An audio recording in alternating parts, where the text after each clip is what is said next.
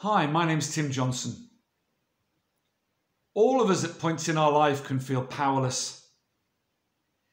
We could be stuck in situations or with habits that are very negative for us and causing us great harm mentally and physically. It could be that we're stuck in a job that we hate, that we're in a toxic relationship that we need to get out of. It could be that we know that we could be much fitter and healthier than we are, that we could be doing so much more with our lives, achieving so much more, and yet we've got comfortable in this negativity and seem to be treading water and not getting anywhere with our lives, but feel that we're powerless and it's impossible to do so, that we're stuck in this dark hole, this rut. It could be that we've experienced great pain in our lives, which obviously can happen to any one of us at any point, and that we're stuck in a spiral of that pain and have been for a long time, and feel as though we can't move forward with our lives, can't get anywhere. For me, it was addiction, and it was killing me, and I was in a dark room waiting to die. Felt I was absolutely powerless. Couldn't move forward at all, and the only way I could go was to surrender and die. To give into it, to that darkness. But the miracle about us as human beings is that we have choice, that we can choose to change our lives. And if we decide that we want to change our lives, that we need to change our lives, that's very powerful in itself. But we need to do that first, and we need to be absolutely sure we're ready for a battle, because whatever your situation it is, whether it's just that you want to get healthier and lose weight, or that you want to dig yourself out of an addiction, or you want to achieve things that you know you're capable of achieving but have been too frightened or scared to go forward towards and feel impossible, it's impossible to achieve. As Henry Ford said, he who thinks he can and he who thinks he can't are both right. I'll give you now 3 keys which I found invaluable and necessary to unlock that feeling of powerlessness into a feeling of great inner power, a feeling as though I could achieve anything that I put my mind to. And it has worked for me, there's no doubt about it. But this is grassroots level. These 3 things may appear obvious to you, but so many people don't address them.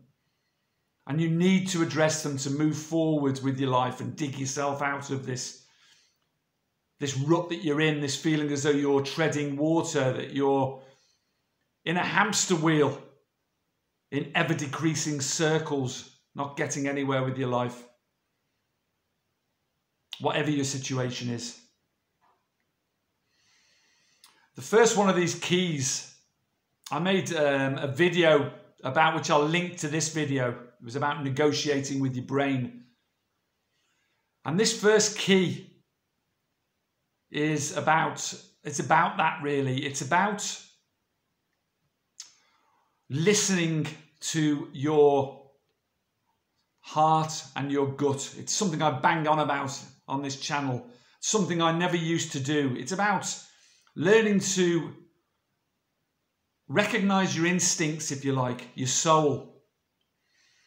Because your brain will always find that comfortable spot for you, that sweet spot. It's what it's designed to do. It's designed to keep you comfortable. And unfortunately, change is uncomfortable. Painful sometimes, physically, mentally and spiritually painful. So your brain will always try and talk you out of anything that's going to be uncomfortable. Don't enter into any negotiation with your brain. That's the first message here. But the number one key here, the first key, is to learn to understand and recognize your instincts when they speak to you. You only have control over two things in your life, as I've said before in other videos, and that's your thoughts and your actions. With every thought and action that you make, there's a consequence. And that consequence can either be positive or it can be negative. If you listen to your brain and negotiate with it, the consequence can generally be negative, let me tell you. Particularly if you're stuck and you need to get out of a situation that you're in and you feel powerless. So the first thing to do is to listen to your gut and your heart, because you know that it is telling you 9 times out of 10 the correct thing for you to do. If you walk past a sweet shop, for example, or a cake shop, and you're on a diet, and the smell will draw you in, and you know that that's perhaps not the right thing to do, but you'll start to negotiate with your brain, your thinking brain. Many, many times that brain will talk you into going into that shop and buying a cream cake. However, if you recognize and start to listen to those gut instincts and the instincts, the messages that come from your heart, they'll be screaming at you at that point. You can go into that shop and buy a cake, but it's going to be bad for you and the consequences are going to be negative. Learn to hear those messages from your gut, because that's your soul talking to you. Every single one of you out there has that gut and instinct, and that instinct from the heart. Listen to it. Those sayings, that listen to your heart and gut instinct, are there for a reason, because they're true and they work. So that's the first key, to understand that with every thought and action there comes a consequence. To not to negotiate with your brain, and to listen to your heart and your gut, because it will tell you the right thing to do 9 out of 10 times probably. Just as it will if you meet someone who's going to be negative, or you're in a situation that's going to be dangerous for you. Those instincts will be screaming at you. Learn to listen to them, because they're right. The second key is it's about self-discipline, really. It's about learning to recognize that self-discipline is a muscle that needs exercising like any other muscle in your body that you want to make stronger.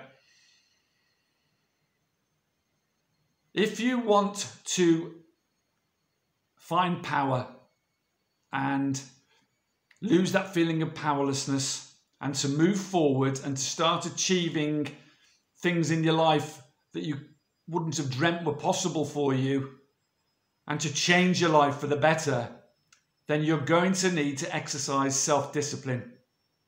And it's a muscle that these days in modern society is not used often enough, I'm afraid. And certainly for me, it wasn't.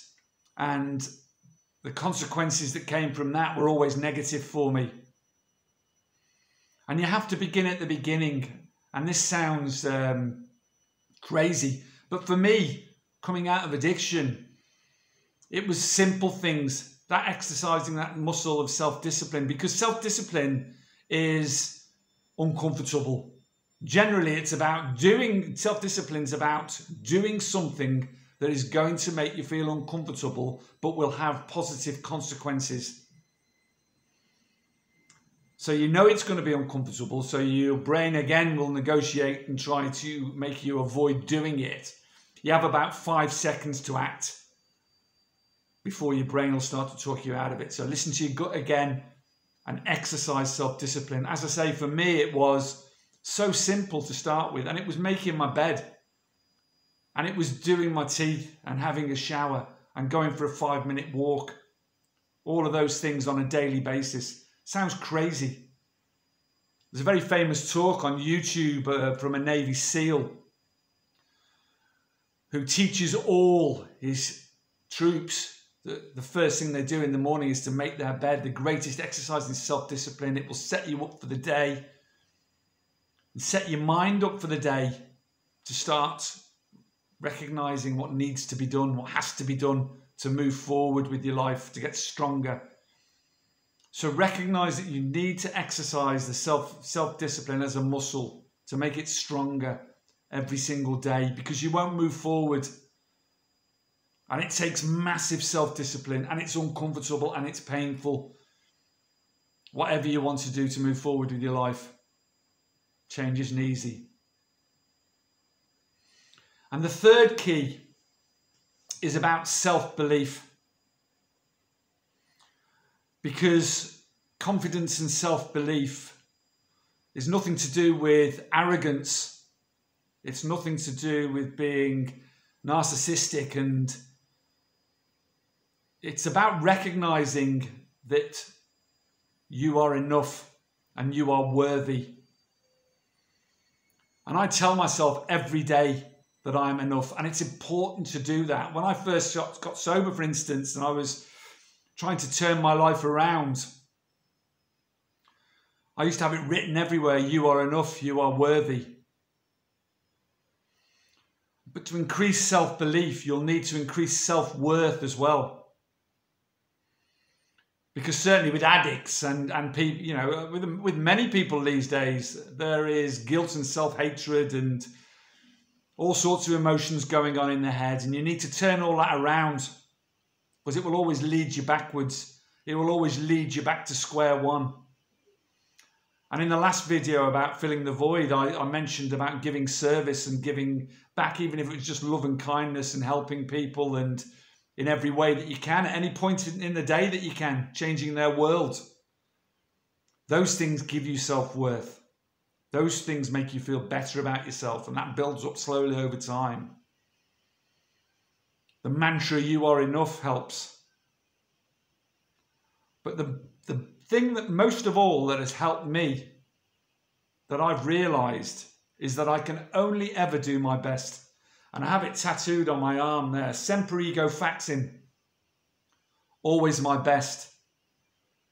Because whatever your situation, whatever you do, if you just, and it's just is a small word, but it's a big thing, just do your best, then there can't be any self-hatred, there can't be any regret, there can't be any guilt, because it's all that you can do, it's all that you have is your best for any given situation.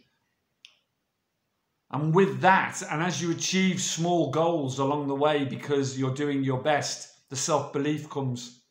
And that grows, and that grows, and that grows, until you realize that you can achieve anything with your life, that nothing is impossible. Whatever it is, whether it's, and it is not a simple thing, but whether it's just losing weight, whether it's digging yourself out of an addiction, whether it's digging yourself out of trauma and pain, and whether it's achieving goals that you've dreamed of achieving, nothing is impossible. And you will claim back that inner power and that strength that is inside you already, that you have, that you've just forgotten that you have. I remember thinking, you know, it's much better to die on my feet than live on my knees. And that was a saying that I read very early on in my recovery, and something I've lived by now. Since then, I moved forward with my life. Better to live on my feet and die on my knees. And the final message from this third key is to never, never, never give up. Never give up. And realize that it is never, never too late. However old you are, whatever stage of your life you are, whatever circumstances you're in, it's never too late to claim back that power. Never too late. And if you fall down 7 times, you get up 8 times, as that Chinese proverb says. Never stay down, because you can achieve anything. You are not powerless, you are powerful. Every single one of you watching this is powerful. Carpe diem, seize that power back today. Much love to you all. Thank you for listening. Bye-bye.